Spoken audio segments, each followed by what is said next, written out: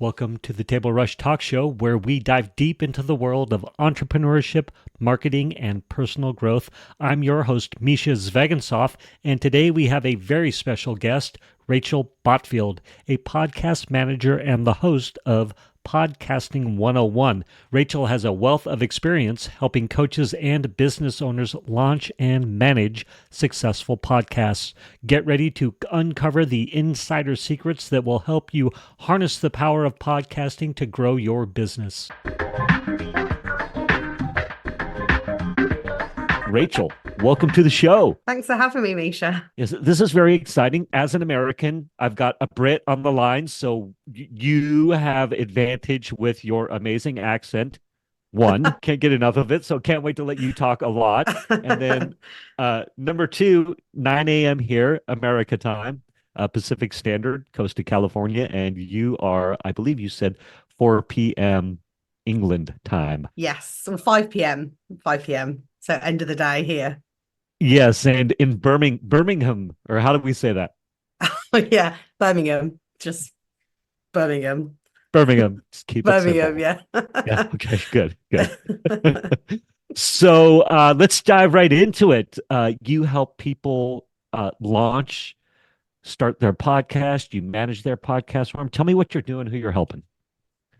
So I mainly help women in business that want to start a podcast for their business. So that's kind of how I got started with my podcast, wanting to offer, advice and insights to different people. And because I'm also a woman in business, that it's something that I wanted to hear from the perspective of someone like me.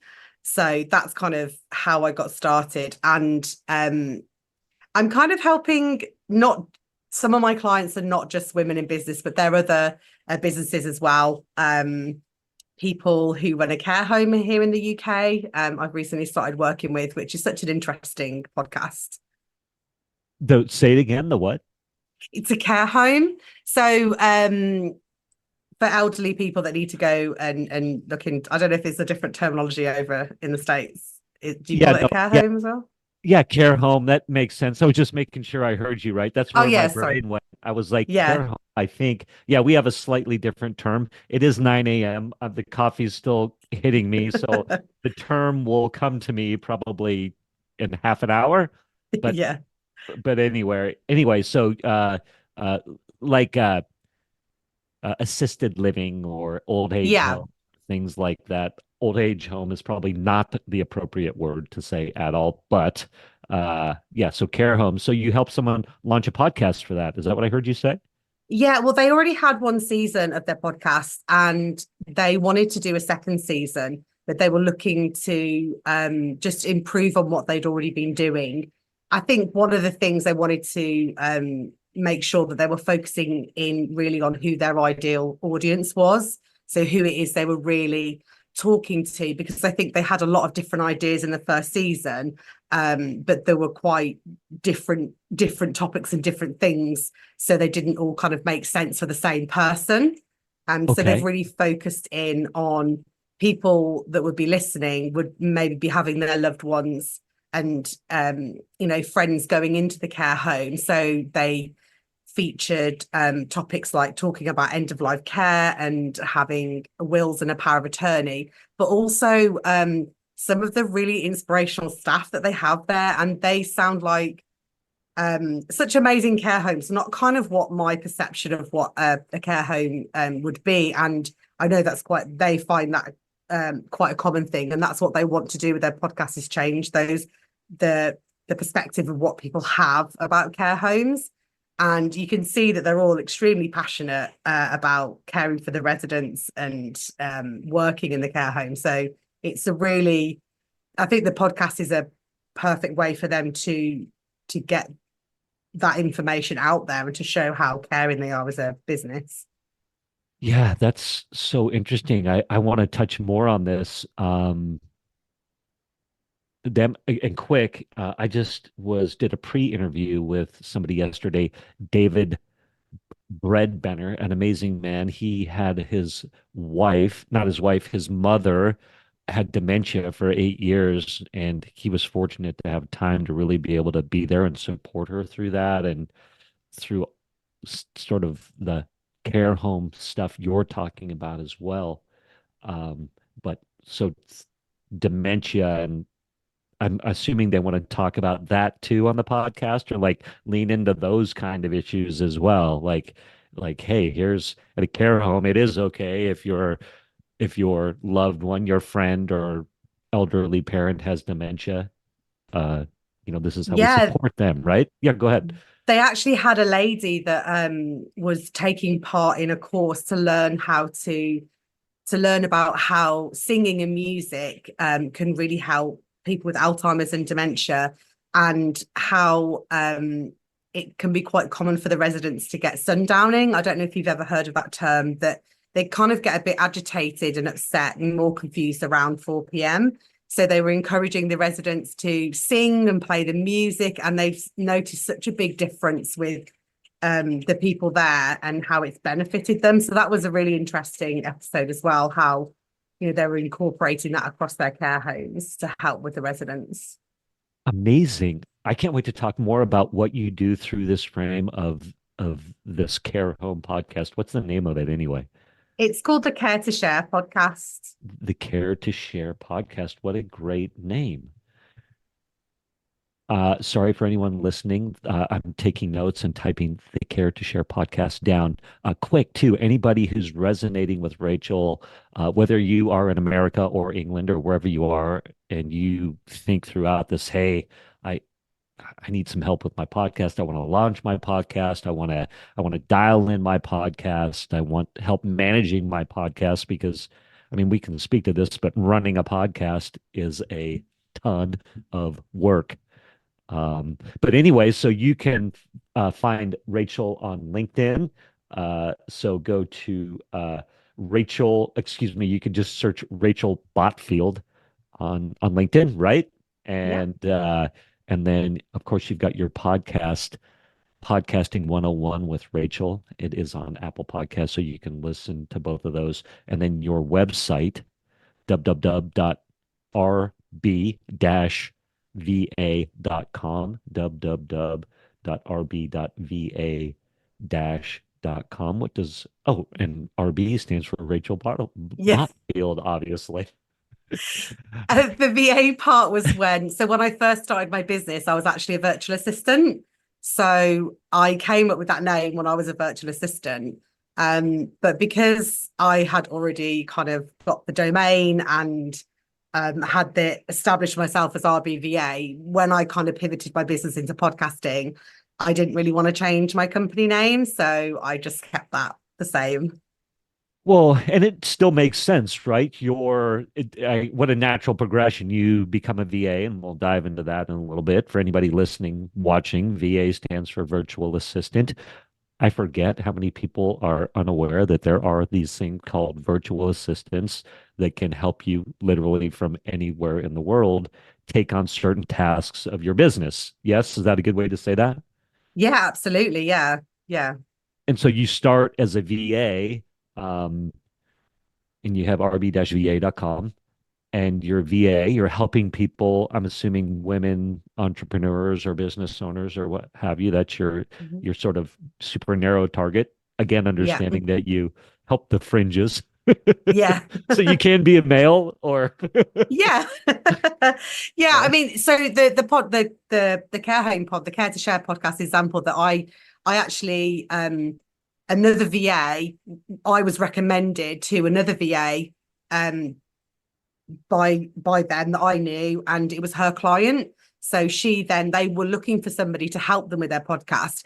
And we had a strategy session, and I helped them with the editing side of things, so the tech side of things. So all the content and ideas have come from them. They're the ones that plan all the content. But I'm helping them with the tech side of things. So, but I was recommended to another VA. So, and she was like a solopreneur virtual assistant. So it's kind of like you say, the fringes of those. But when, like you say, when you talk in your marketing and everything, you want to talk to those kind of people that you as as much as you can, can't you? As, Rather than you will always attract other people, hopefully.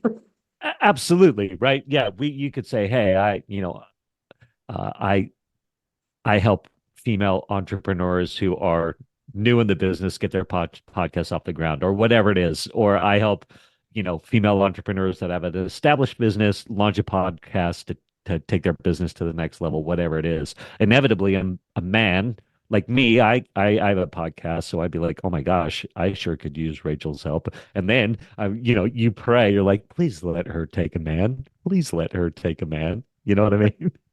Yeah. Oh, I wouldn't say no to somebody who wanted support with their podcast. Yeah. And it's, I think it's been working with people as well, but who are passionate about what they do and really are passionate about using podcasting to make an impact with their voice and their business. And I think it's ultimately about whether you get on with that person and they align with the same values as you, whether or not they're, a man or a woman, but it's having the values and I suppose chemistry between the fact that that you would get on and you'd be able to work together and produce something together that is going to be beneficial for both of you and not have and not it be somebody that you're taking on for the sake of taking somebody on. I love that. Who inevitably you take on the wrong person that can dramatically affect your business itself because they could, well, be an energy suck or a time suck or something like that, unless you like that kind of client, right? So again, no judgment here, but it's finding that person you like to work with, Mm-hmm. or you gel with, like perhaps you can be brash. So my client needs to be able to handle brashness, right? And understand it's just the heat of the battle. I'm not saying I'm brash or you're brash, but I'm just saying Yeah. the psychographics, right? If we start looking at the psychographics of somebody or more of their mental makeup, their motivational makeup versus their sex, age, uh, business type, right? Mm-hmm. Because people can get super granular, as you know. I want to help female, Christian business coaches or Yeah. something like that, right? Yeah, absolutely. Yeah. I think that, I mean, when you say, because I think I remember my husband saying to me when I first, well, whose podcast are you going to edit? I was like, well, it's anybody's podcast. But obviously, when you go out and say that, like anybody that's got a podcast, it's very, difficult to talk to that person when you're, promoting your services and things like that. But it does ultimately boil down to having, like you say, gelling with that person to work with them and looking at as a collaboration as well, Yeah, right. collaborating on the project together. Yeah, and someone that you can grow with, thrive with, right? I think that's what Mm-hmm. most of us are looking for in Mm-hmm. in sort of the business realm, or anyone who's trying to put our voice out there with a podcast. Uh, Before we started this interview this morning, we were chatting a little bit, and you said, "How's my day?" And you graciously listened to my long story arc, and then I was talking about meditation and how I was channeling some great stuff, and then you said, "Oh yeah, I did some meditation this morning too," and to be grounded and manage the voices in your head. Yeah. My words, not yours. No, tame the wild horses. Yeah. And but that is a psychographic thing that we could look for, right? And so I think it's powerful to speak about actually on this podcast interview right now, because somebody who's perhaps not thinking along those lines may not be the best fit. Doesn't mean they aren't the best fit, but it sure is fun if you can have some commonality like that with a person that you're going to be working with. Yeah. Would you agree? Or Yeah, definitely. I would agree. I think that a lot of the people that I've been working with, well, I call her my friend now because we are friends. We met on a course that I did, a copywriting course when I was a VA, and it was around the time I decided to switch to saying, right, I'm a podcast manager. And she was actually the community manager within the course. And then we started working together. I was doing some blog writing and social media writing as well. So I was helping some of her clients. I actually still edit a podcast for one of her clients. It's a kids mental health podcast based in Canada, catch up on kids mental health. So I'm still working. I'm working with one of her other clients there, and I'm doing her podcast as well. And she has helped me with my website and my copy. So we have now such a great friendship, collaboration, kind of client relationship, and it's evolved so much over the last few years. So I've known her now for 3 years, and she actually came to the UK. Which was great to meet her because she's in Canada, so it's not really so easy to meet up in real life. But that she's kind of like my ideal client in my mind when I think if I can just find another Hannah, or if I can, that would be awesome. Or, when you're thinking about, when you've got your ideal client in mind. So I love that has, through meeting and getting along, it's led to collaborations for both of us and supporting each other along the way. So yeah, that's Awesome. the dream, I suppose. Yeah, tell me when you think about Hannah, have you done any writing around that? Being like, oh, Hannah is my dream client. Have you thought about what you love about Hannah or what? Like, speak to that a little bit. Yeah. Yeah. So Hannah is, well, she's massively talented. She's a marketing consultant and coach. So she knows what she's talking about with her marketing. So when she wanted to start her podcast, I think that like part of like the dream client was is that, realizing the power of podcasting and the benefit that it can have for your business. So if you're not like somebody who's not maybe so invested in, I don't know whether a podcast might work, whether I'm going to like it. Hannah knew that she wanted to do one, knew the benefits that it would have for her in a business, and also the benefits to her marketing as a whole. So having your podcast for your business, having that as your long form content that you create, and then creating all the other smaller parts of content off of this main form. And she just needed someone to fill in the gaps so she could create the content and record it. But how is she going to get it out there, publish it, keep her accountable? She always says that she would never get her episodes out on time if I wasn't reminding her. We have Voxer, which I love that we use to keep each other on track. I mean, she's so super organized as well. So she's a massive advocate of batching. So she does a lot of content batching so she can get ahead, because she's got small children as well, and she's running the rest of her business. So, as we all are, always short on time. So she likes to batch it, so we have a great relationship. I can get things done ahead in advance so that she's got time to create the rest of the assets to promote them and things like that. So yeah, somebody that knows the power of podcasting and that is organized with it, and is fully bought into the idea of having the podcast for their business and Yeah, using that. that's great. You spoke to Voxer too. I love Voxer. I find it very hard to get a lot of my people onto Voxer. They just push at it. That's there's this crazy pushback, and I'm thinking I might have to. You know who Russell Brunson is, of course. Have you heard of Russell Brunson? No. No. Okay. All right. Sorry. It's all right. That's all right. You don't have to. He's big in the online marketing coaching Okay. expert space, so he's the funnel guy.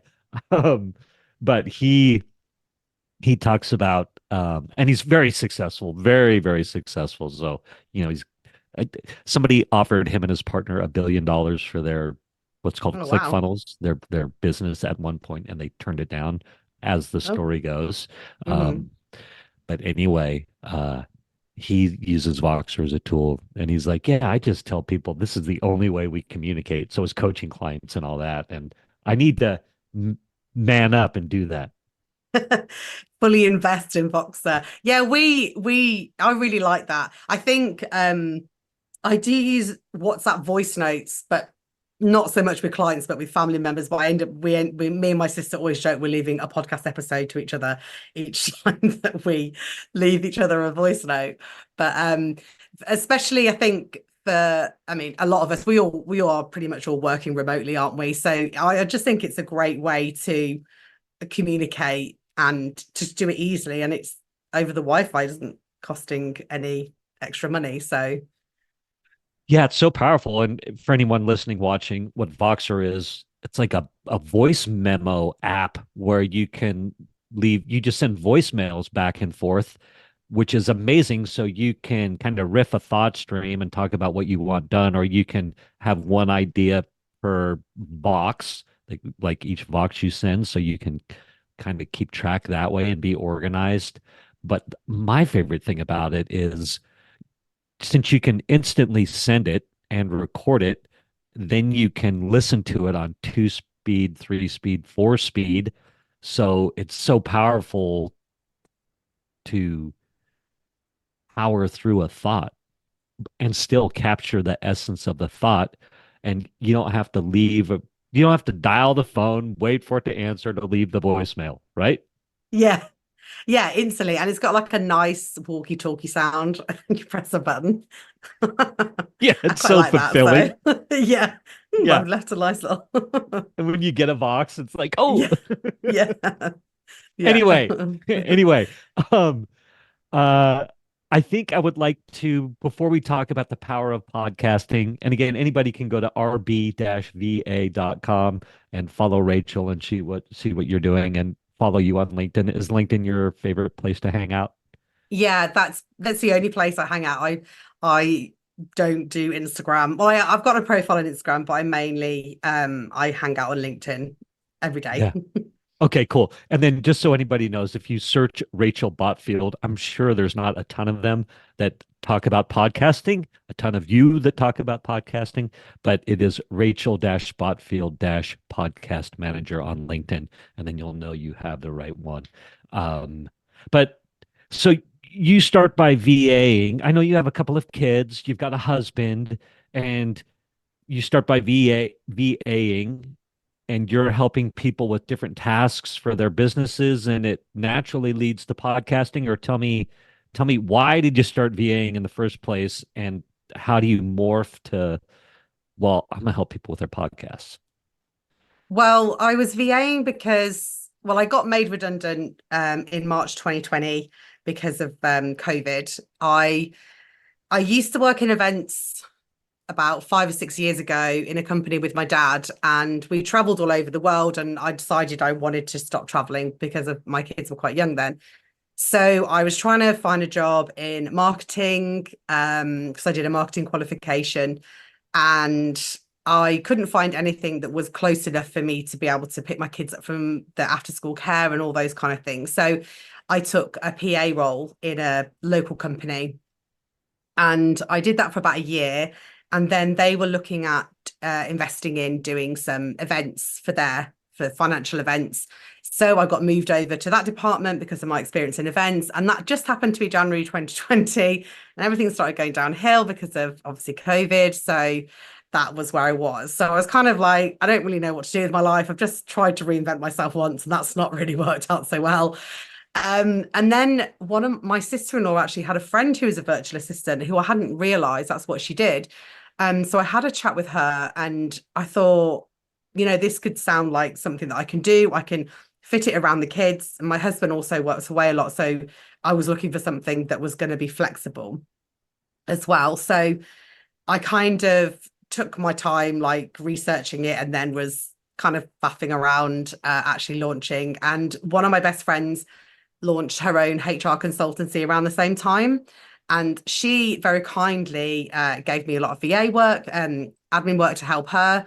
She recommended me everywhere. So a lot of my clients are all referred by her. So she was my unofficial agent and she's absolutely lovely. But yeah, I did send her like a little gin box gift set for her to say thank you. But she's been such a great supporter of me. Her name's Lisa Murphy. And so she had some podcast episodes she wanted editing, and she was like, "Oh, do you think you could figure out how to?" She was saying, "I don't know how to I don't know how to upload them. I don't know how to get them out there. So can you kind of do that? I was like, yeah, sure. And I had got a background in media from my uni days, where I did want to go into broadcasting, but obviously never did.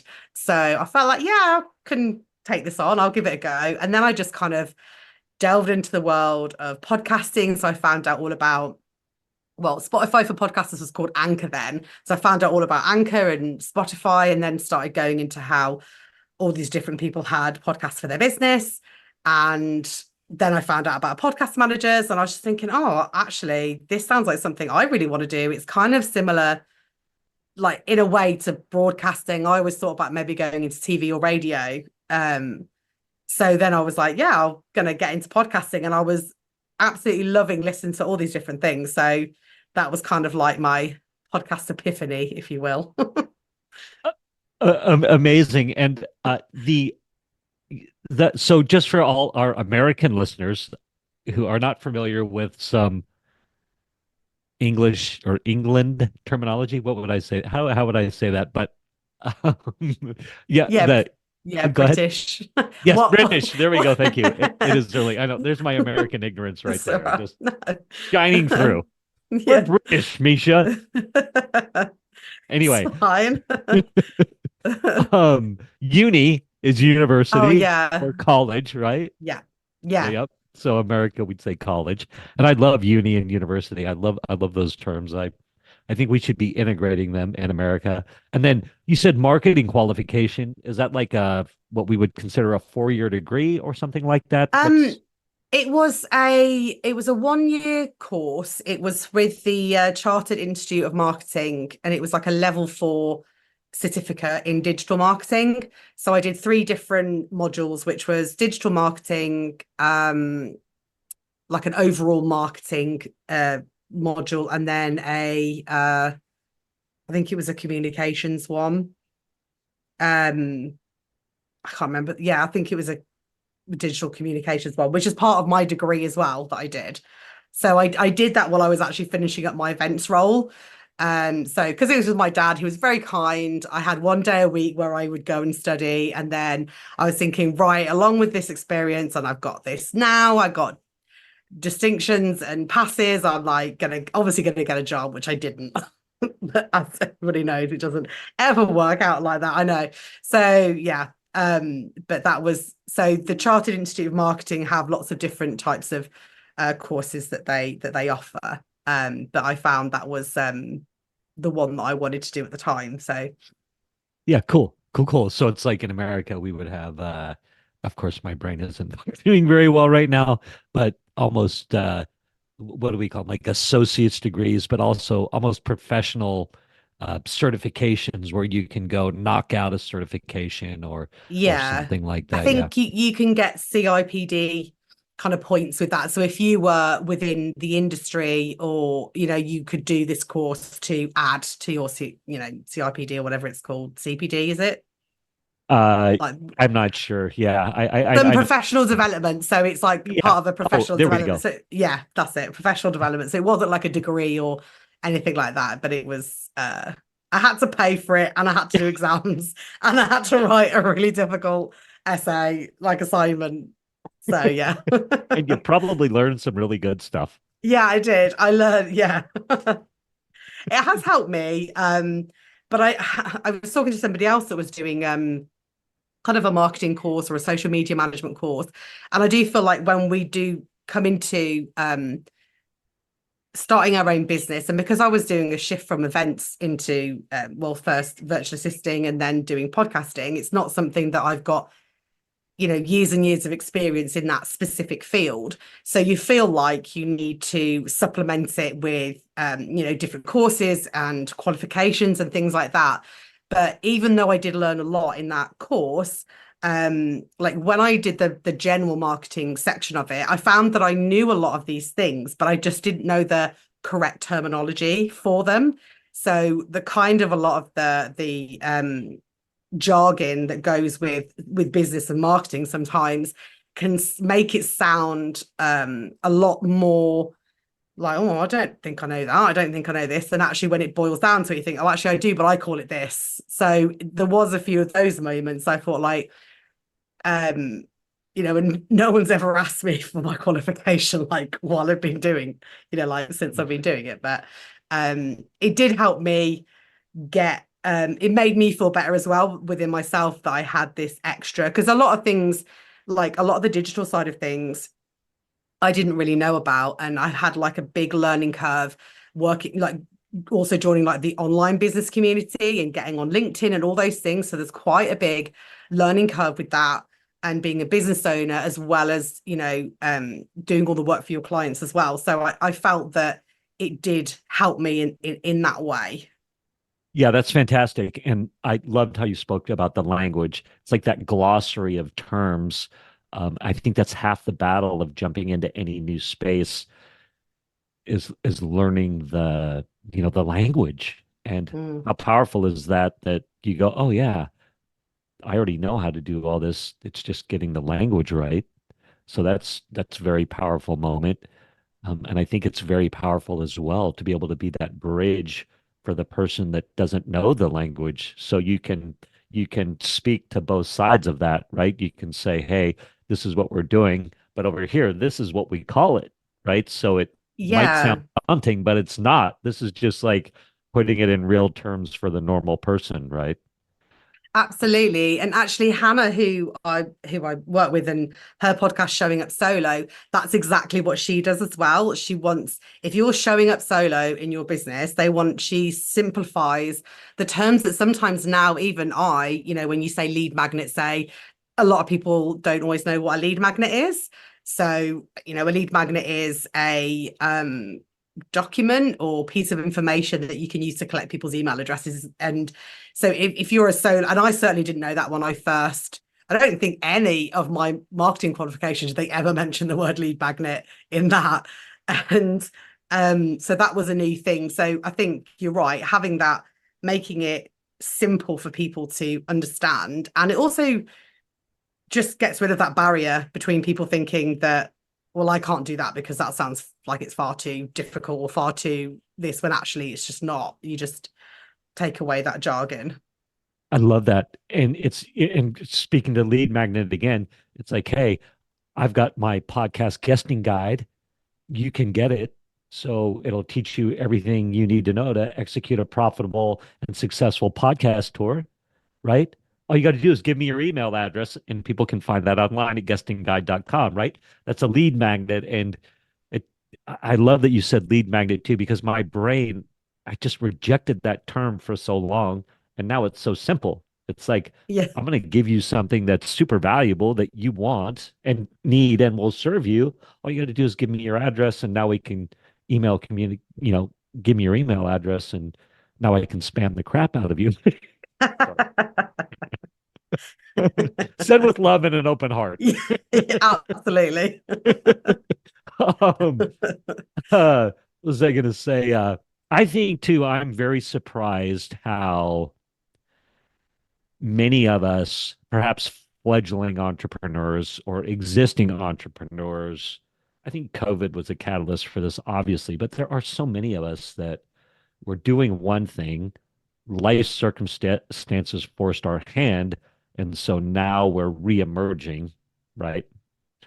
So it was you're like, I have got kids now. I can't be traveling the world, which if I remember, you sort of loved working with your father and doing all that, but inflection point, right? Or change, universe forces your hand, you got to change. And so you're like, wow, I'm going to do something new. And it's like, oh, there's this thing called LinkedIn. And oh, there's actually social media. And oh, I think the perception of most of us is that everybody has it all social media dialed in, has their websites dialed in, when in reality, very few of us do. That's the point I was trying to get to. Would you confirm, deny that? What are your thoughts on that? Yeah, well, I'd agree with that. I think we are always quick to assume we know the least out of all the people that we are following. And I think that we are always great at putting a perspective positive view on social media, in terms of, because we don't want people to think that we aren't professional, or we don't want people to think that we don't have it all together. So you try as much as you can to show that you have it all together, and you've got like this website and you've got your social media page. But then you really quickly realize that everybody is having the same kind of struggles as you are, and that it is a nice feeling, not in the way that, oh, everyone's struggling, but that you're not alone, that those kind of things. And but it can be very hard to talk about the that side of the business, that you might not have it all together, because it's terrifying in the way that you think that people are going to be judging you and not wanting to work with you, and things like that.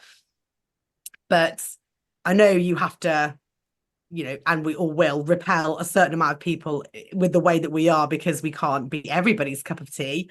But it still doesn't make it any easier to be completely open and transparent about like all those little things in your business.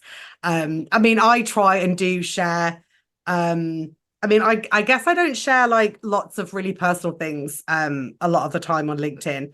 But I always, if I read somebody else sharing like an incredibly vulnerable moment or something really real like that, I think it's amazing that when people do that. And I think that we, and I know a lot of people say this, we should be sharing those type of things as well, so that everyone else isn't, who was coming in, the new people that are coming in, don't feel so bad. Yeah. It's funny too. I am loving LinkedIn. And as of this recording, May 22nd, 2024, for anybody listening, watching, I really started diving into LinkedIn 2 months and 22 days ago. So, um, excuse me. And I hate to admit that, but it's true. I was like, I've had my LinkedIn profile for a long time. I don't know, 10 or 15 years, something crazy. And, I was very professional for a while in mortgages and a home loan officer, and worked with realtors and had this network. It was pretty good on LinkedIn. And I was a little bit active. Then I went through divorce, failed relationships, midlife crisis, and totally rejected social media, right?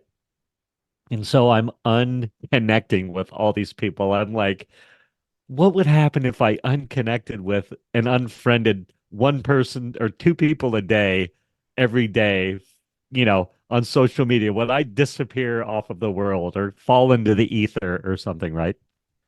So I'm unfriending, unfollowing, um, unconnecting on LinkedIn. And then turns out I'm still here, but fast forward 5, 10 years, whatever it is, and I'm back on LinkedIn 2 months and 22 days ago. And I say that because I was like, I'm going to post two clips. You spoke to this uh, long form podcast interview. I can take this interview, repurpose it into a bunch of micro content, right? Mini clips, call them what you will, TikToks, Reels, whatever, mini videos. And so I was like, what would happen if I posted two pieces of micro content on LinkedIn a day for 3 months? So I'm 2 months and 22 days into that. Oh, And okay. yeah, and having some fun with it. And, my followers are growing. I went from 600 to, almost 900 now, which is great, right? Yeah. Yeah. God, And, it took and me then such a long time to grow mine. That's so good to do it's it in 3 months. right. I meant to take a picture of my before, like 562 followers or whatever it was. And I hope I did, and I hope it's somewhere. And I should take a snapshot of the 850 or whatever it is now, just to document those stages, which is kind of what you're talking about, like being vulnerable and being like, hey, I didn't want to come on LinkedIn because I only had 600 connections or followers. And I feel like that's going to hurt me as I'm trying to grow my podcast business or grow my podcast or make connections, right? Because I'm the only one that only has 600, so people will hold that against me. That's what my mind tells me, right? Um, but anyway, thank you for letting me go on this riff here. Um, I'm looking at, how to grow on LinkedIn or best people to connect with or follow, right? Standard things we do. How do we grow on LinkedIn? And it says your all your connections are powerful because of the 3 degrees of separation or the 2 degrees of separation, right? So whatever you do, don't delete, your contacts or connects or something like that. And I was like, no, I deleted all those connections back in the day. Anyway, Yeah, do you know? Yeah, there was some. I remember someone else saying something like that. I mean, I probably have a lot of connections on there from when I was in a different industry. But you do never know. But I do think also there is that being said that you filling your audience full of people that are like really interested in what you're doing rather than like filling it like most of the people there are not really interested in what you're talking about or anything. yeah, totally. And the perspective of the LinkedIn article or help page or whatever was basically saying, hey, the reason you want those old connects is because you never know who they know. And so they can be a great source for introduction to somebody else. That was the main thing. Wasn't Oh, but yeah. necessary. Yeah, right. And so it's like, oh yeah, that's actually a great point. But whatever. It's what's done is done. I was gonna say what's done is done. Are you finding it easier to kind of engage with people and things on LinkedIn in the last during your experiment?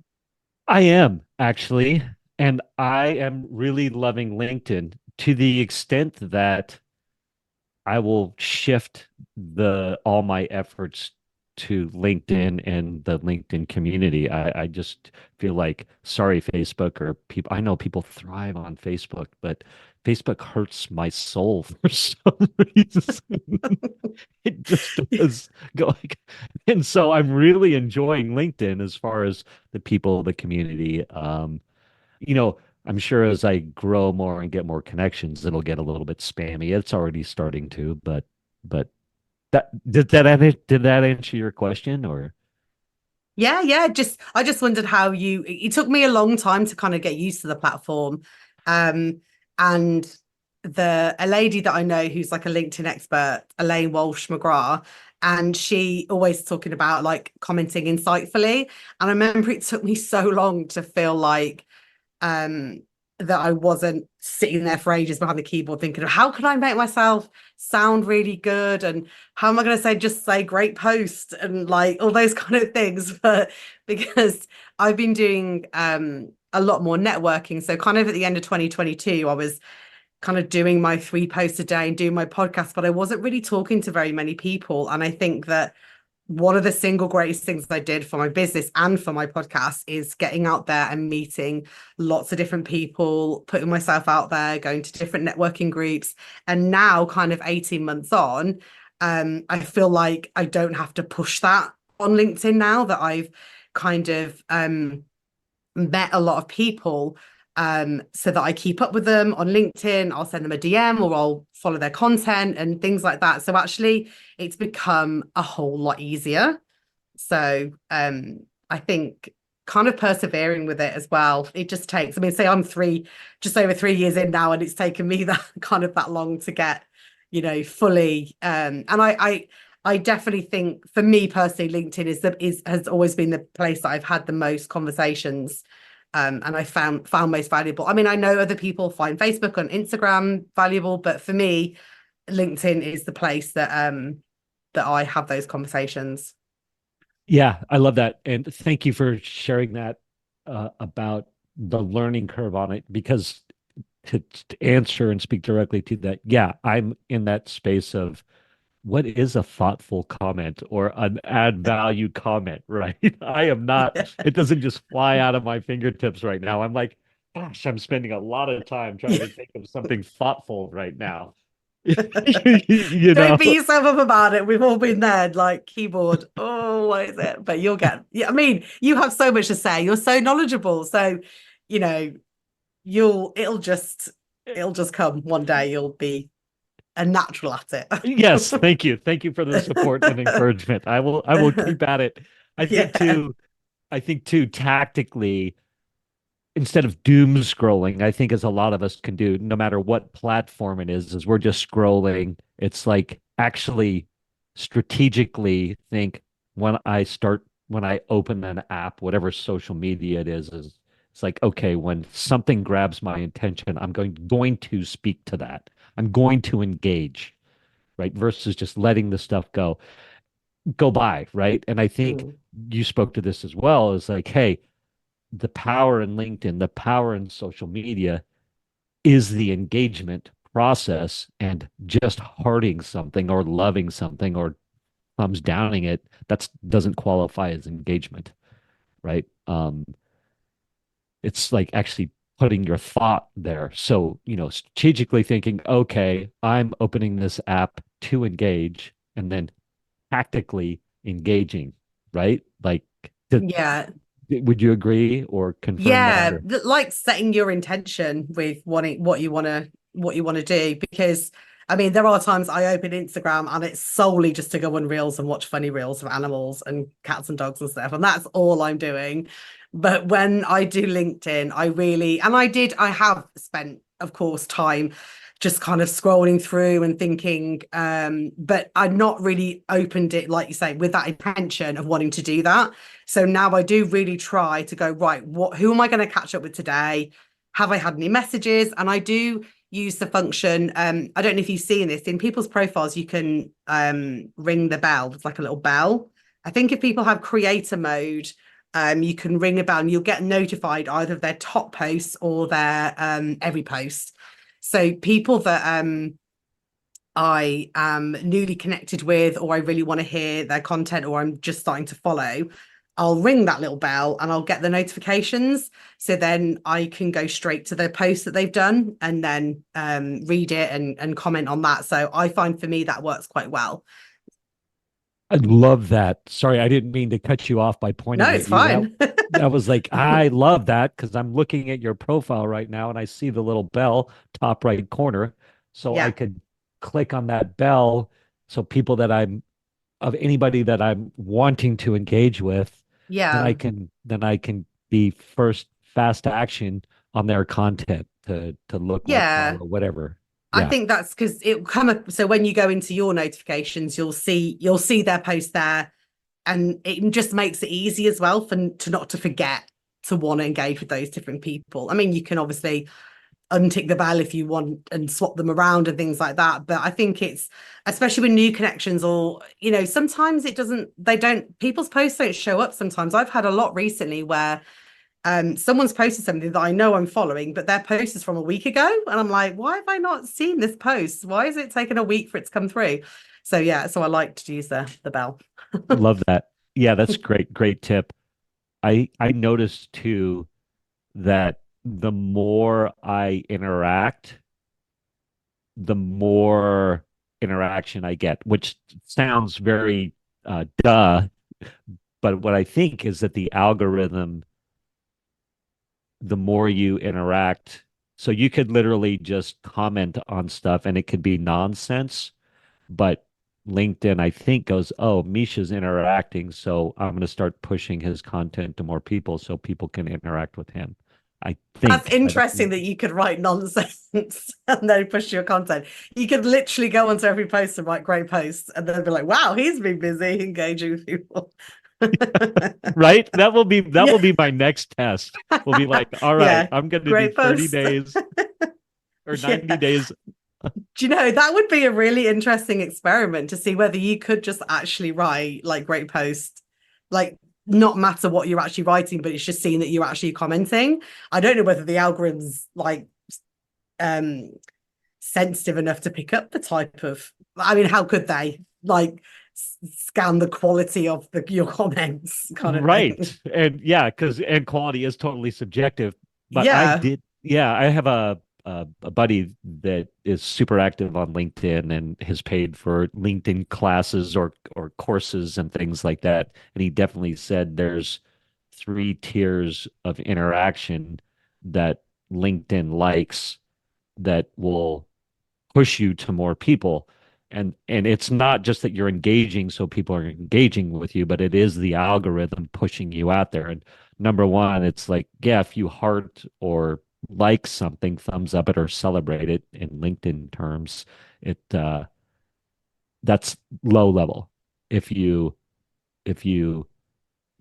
comment on it, That's the next. If you repost, that's the next. So what would be great is to put gibberish in there and repost it with the gibberish and then Yeah. see what happened.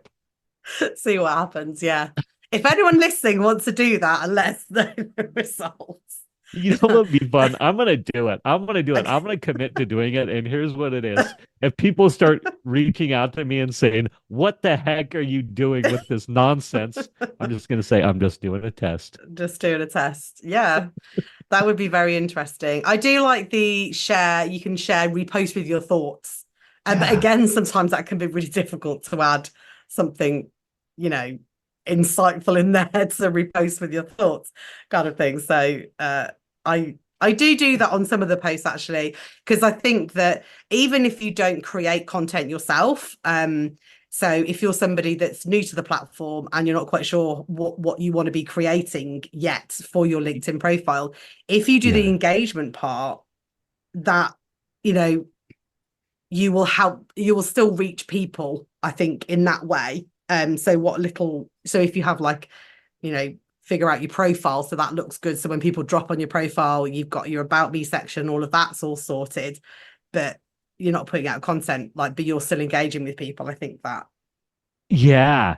You that's that. know, yeah, that's such a lot of people are building big followings across the social media platforms and having a ton of getting a ton of traction and top of funnel leads or connections, however you want to say it, by doing just what you're talking about there and we're talking about, which is just not having to even create new content, just reposting, but being thoughtful in your reposting. I, Yes, yeah. yeah, I spoke about Russell Brunson. I mentioned him earlier. He's got a podcast called The Marketing Secrets Show. I'm looking at it right now, but I just listened to an episode of his and it's just a great episode too. I recommend you listen to it. Anybody listen to it. It's unleashing free Instagram traffic with Edward Collins. And so Edward Collins, he's a brilliant guy. He's a lawyer and tax person, I think, something like that, right? But super savvy, had a fairly big business already and a team of people, like had a real brick and mortar business and was trying to get traction online. And so he had across Instagram, TikTok, Facebook, LinkedIn, 6,000 total followers, connections, audience of 6,000, right? And him and his team, they were posting every day, posting, and getting a follower here or there. And then what he did, you got to listen to this episode because he tells you exactly how he does it. And well, I'll finish. So he just reacts to videos. So somebody will give law advice and he just reacts to it, right? In effect, reposts it, or what do you call that when you Oh, so like the post is behind them and they do like, yeah. yeah, So yeah, kind of, yeah. exactly. So you can Yeah. see the thing behind them and he does a react. Yeah, Yeah, yeah, yeah. And he'll yeah. mirror it or however, whatever platform you're on, you can basically react to the post, right? Hmm. And there's some version of that, which is what we're talking about as well. It's like, hey, somebody has given us an idea or a thought or an opinion or something, an experience, and we can repost that with our thoughts, good, bad, and different, and then Hmm. we get to be exposed to everybody's audiences and things like that, right? Is in effect, I think what's going on. Yeah. Yeah. So what he does is he does this reaction, and so someone will give law advice, and he's been in law for 30 years, and so he's like, there's so much bad advice out there. So he'll blind react. He'll literally his team will go, here's 5 posts we want you to react to. So he react. He's like, "That's the worst advice ever. This is actually how it really works, right?" Or, Yeah. "That's great advice, and this is why," or whatever, right? Yeah. Point is, he started doing that on a whim, and in like a month, he had like 1 million followers. because Oh, wow. so he wasn't even having to create content. In effect, all he had to do was react with his knowledge, which is Hmm. what you're talking about or we're talking about, right? We Yeah, can confirm, deny something. Anyway, it's that's how do we really interesting. That's a new way to look at the content that you could be consuming on LinkedIn and seeing how you could utilize that technique and use that for right? that's a good. I'm gonna listen. I'm writing Robert Brunson down and I'm gonna find that podcast episode and listen to that. Yes, it's Russell Brunson. Oh, sorry, Russell. Do That's you know, okay. I was thinking of, oh no, who's the guy from Virgin? Is it, no, it's Richard Oh yeah, Branson. I was thinking of Robert Bronson. Branson, but it's Bronson. wrong. What's his So name? Bronson. It's Bronson, right? No, it's yeah, not yeah. Charles Bronson. It's Richard Richard Branson. Branson, yeah. There we go. And you Okay. should, he's I like your should know. people. You should have known I that. I should have done, shouldn't I? Never mind.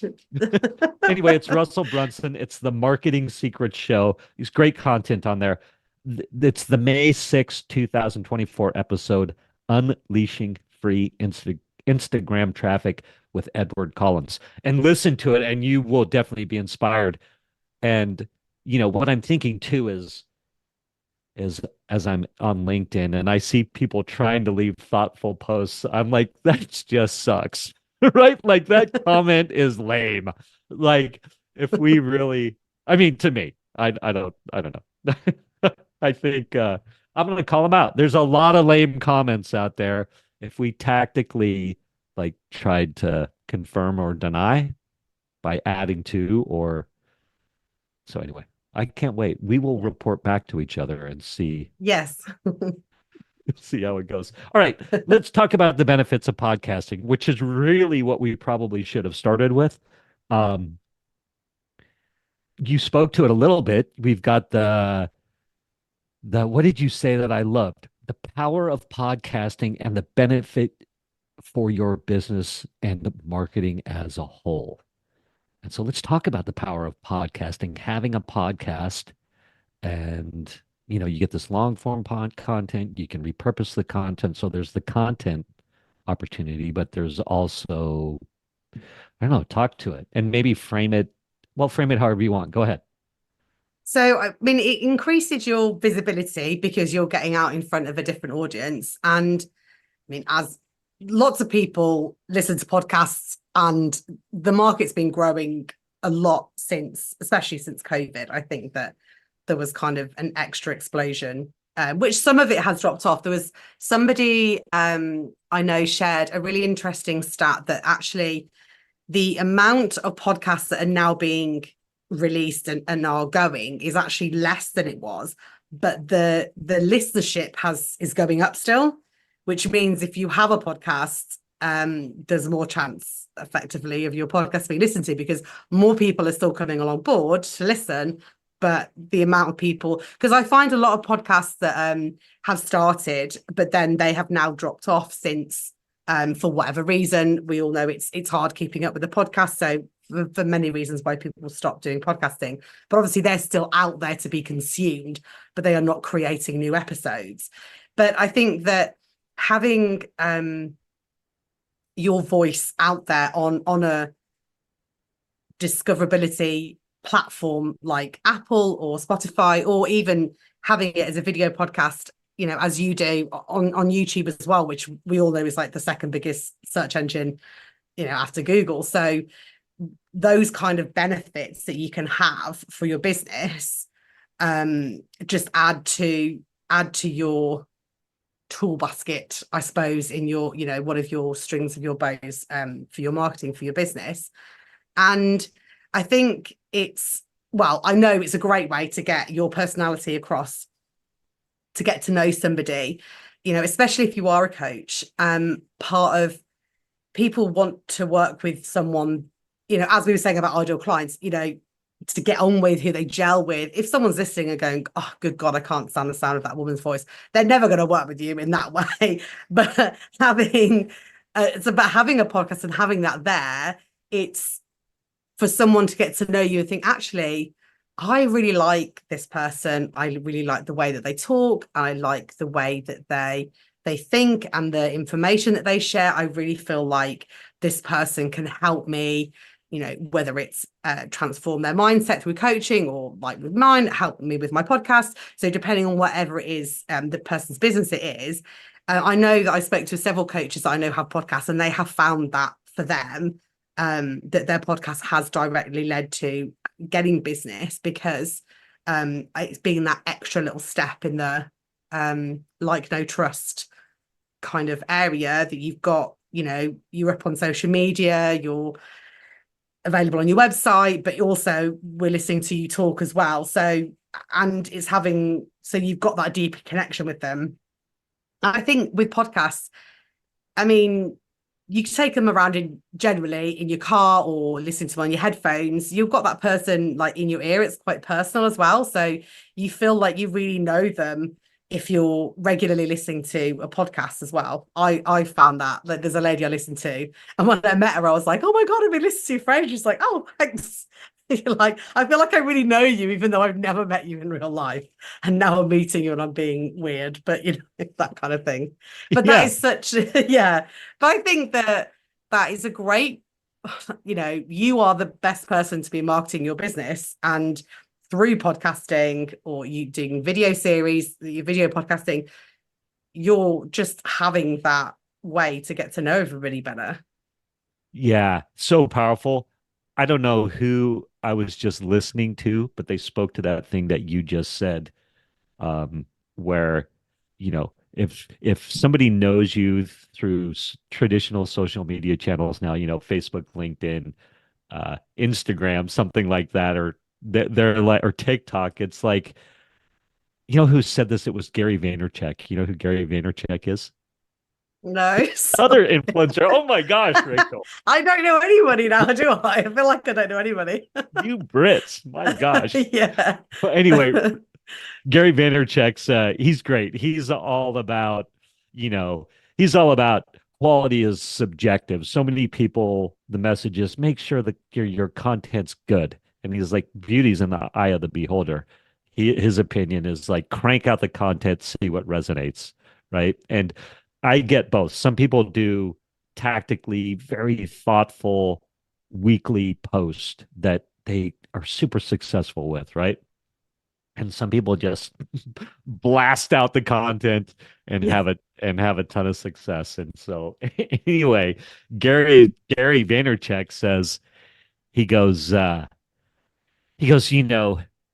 people who meet me from I think it was Gary. Who else could have? Doesn't matter. Anyway, he's like people who meet me from social media. When they meet me in person, it's like, hey, what's up? It might be a high five or something like that, but very benign. He says when he meets somebody who listens to their podcast or their long form content, they come up and they hug them, and it's like they know them. It's like their family, which is what you were speaking to. Yeah, Uh, that's really nice. I think that's really nice. It's like I think it's a really great compliment as well that I always am so happy when someone tells me they've listened to one of my podcast episodes because it's like, oh, I know there's, I mean, I could, you see it on your analytics, but it's lovely getting that feedback and that engagement from people when they've listened to your podcast. So I do always try and find that when I'm listening to people's that I've discovered, I will really try and leave them a little comment or review or something and tell them or private message them and tell them something that I really liked about their podcast because I know that I love getting that type of feedback. So I just try and like give a little bit back to everybody else as well by sharing a positive thing about their podcast. yeah, yeah, and I'm trying to do that literally right now. I'm like, you know what? Russell's a good guy, Yeah. right? Like talking to him or Gary or whatever. It's like, hey, let's spread the love. You guys, Yeah. if you happen to hear this, know that I love your content and listen. And I'll hug you when I see you. Um, I what do was know who that? you are now. I'll have to start following them. Yes. I was also going to say, s- I've thought about this a lot recently because my podcast for a while I was doing episodes where it was just me and I would speak and thoughts and things like that. And I was doing interviews, and somewhere I morphed to just interviews. And were saying, hey, it's such a great way for somebody to get to know you. And because you're in their ear for a half an hour, 15 minutes, an hour, whatever, however long your episodes are, but they're really going to get to know you. And I was thinking, interviewing is a little bit different, but I do get to give bits about myself when I'm interviewing people. So I still think even if you're like, well, I'm going to start a podcast, but maybe I'm going to interview people, is that still going to help? Well, I think it does because how I've got to interject bits about me or how I react to some of the things you say, people are learning about me too, even though it's about you, right? Yeah. Yep. And then I also think that the expert factor wears off, or I don't know if expert's the right word. What if someone's knows a lot about a subject, or they're an expert, or they're what's that term I'm looking for? They're like an authority or whatever. Um, that wears off on me. Someone listens to this episode about podcasting. Maybe this isn't a perfect example, but you get it. Like I interview you about, and you're talking about the power of podcasting. People go, "Oh, Misha knows about the power of podcasting." I email somebody about, or I mean, I interview somebody about email or the power of email. People go, "Oh, Misha knows about. He's an expert in that." Or like you said, "Oh, you've got a broad knowledge base, Misha." It's like, yeah, that people like that, and that can wear off, and you can start to be seen as very knowledgeable, expert. And yeah, does that Yeah, no, resonate I and make sense? agree. I most of my episodes now are mostly interview style episodes. I have done a couple of solo ones this season and when I first started. But I would agree because I think that, by our conversation, you can see that you do have those qualities. You do have a broad knowledge yourself. We're able to hold a conversation and have our thoughts and experiences interjected in it. So I think that it's, even though you get somebody to come on your podcast as a guest to get their knowledge or their perspective or their experience, you will always have your experiences and knowledge shine through as well because you're part of the conversation. So I think that equally, whether it's a guest or a solo, that you will still get your personality across and how you are, because it's, if you were very standoffish with everybody in your interviews and things like that, or cut people down and stuff like that, you'd be like, oh, okay, that's the type of person he is. But obviously that's not what you're doing. But Right. so people still get to know who you are just by the conversations that you're holding. Yeah. Yeah, absolutely. And I just had another thought around it, but it went away. I was thinking, it doesn't matter. Doesn't it was a good thought. I was like, oh, I had a good It's thought, going to but come it to you like when we finish talking yeah, or in the middle of the night and be like, that's what it was. that's what it was. I missed it. Um, so your home care company and their podcast. Let me see if I can find the name of that. The Care to Share podcast. So I think we should wrap up with this. The Care to Share podcast. You come across them, season two, and they reach out to you and they're like, "We need help with what?" Or "We think you can help us do this," or what? How'd they come to you with what in they mind? Yeah.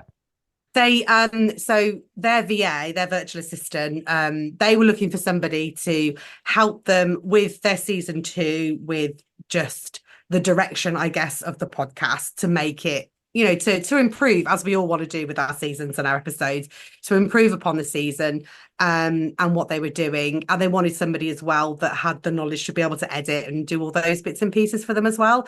Because obviously people the timing within the business as well, and having that knowledge. It's quite a specific knowledge to have about editing and doing those kind of things for podcasting. So we kind of had a session together where, they explored their ideas of what they had, and they had decided what they wanted to do. So I was just kind of giving some knowledge around what in the way that having your ideal listener in mind when you're creating your content, and the relevance.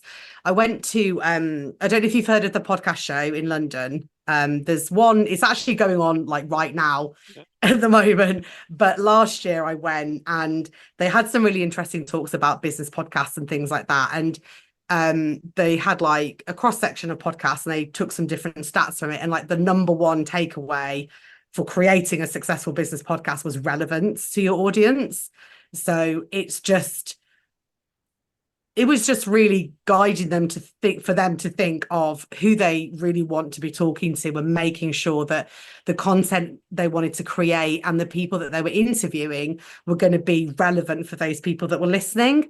So that I think they had there's always lots of ideas of what you'd like to do for your podcast, but it's making sure that you're making it for the ideal client, rather than thinking, I just want to talk about this subject or talk about that subject. So they were very keen to, make sure that they were creating the best episodes. And then I just, showed them how I can help them with their editing and things like that. And then I edit those for them and get to listen to some really interesting conversations. And then I send it to them, and they do everything else to do with the podcast as well. So they do all their own marketing and things like that. But it's just it came at a time that my granddad passed away last year, and he'd been sick and been in a care home, and that whole experience leading up to it was very difficult for my mum as well. Having some of the knowledge out there around it, and having those, I guess, preconceptions about what a care home was like. And it was kind of serendipitous when this lady got in contact with me about a client that she had, being this Care to Share podcast, because it felt quite close to my heart at the time. And I just really felt that they were very passionate about their residents, about their care homes, and wanting to get that message out there. So I just felt like it would be a really great people to work with, and help them edit, and help guide them if they needed any support and things like that along the way. So, and I just think it's a great podcast, and I'd really recommend everyone have a listen if you are interested in that. I think it's something that we should all really be interested in, and they didn't shy away. There's one episode in particular that's quite a hard listen about end of life care, but it's a conversation that nobody really wants to have because it is so difficult, but it's something that is really, really needed. And I think that if you do have a loved one in that situation, or your family's in that situation, it is always best to kind of arm yourself with that knowledge. And although it's difficult to begin with, it ultimately, I feel like if I could listen to that podcast before I was going through things with my family, it really would have helped. So yeah, I Yeah, think that's it's a great. great. And I think we're all heading that direction with parents. If you've got parents, like it's coming, Mhm. right? There's no Yeah. hiding from it. And yeah, both my parents died. I interviewed this lady back in the day. Her name is Rachael Carnes.